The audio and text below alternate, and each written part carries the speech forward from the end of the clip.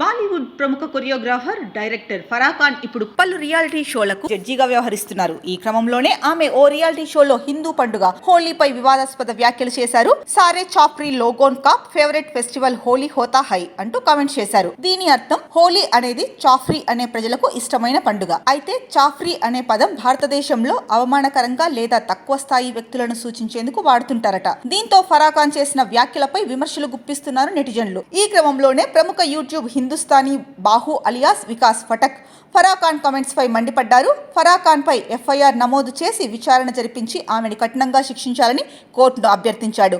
ఈ మేరకు వికాస్ తరఫున న్యాయవాది మాట్లాడుతూ ఫరా ఖాన్ ప్రకటన హిందువుల మతపరమైన మనోభావాలను దెబ్బతీసేలా ఉన్నాయి.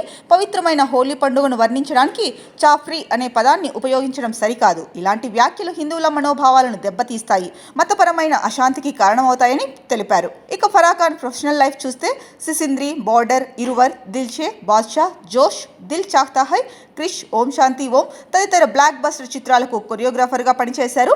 ఇక మై హూనా సినిమాతో మెగాఫోన్ పట్టిన ఆమె షారుఖ్ ఖాన్తో కలిసి ఓం శాంతి ఓం, హ్యాపీ న్యూ ఇయర్ సినిమాను తెరకెక్కించారు. ప్రస్తుతం టాప్ మోస్ట్ హీరోయిన్ దీపికా పదుకొనెను సినిమాలకు పరిచయం చేసింది కూడా ఫరా ఖానే. కాగా ఫరా ఖాన్ పై కేసు వేసిన ఇదే వికాస్ ఫటక్ బాలీవుడ్ ప్రముఖ నిర్మాత ఏక్తా కపూర్ పై కూడా కేసు పెట్టారు. ఏక్తా కపూర్ కు సంబంధించిన ఆల్ట్ బాలాజీ ఓటీటీలోని వెబ్ సిరీస్ లో వల్గర్ కంటెంట్ ఉందంటూ ఆయన ఫిర్యాదు చేశాడు.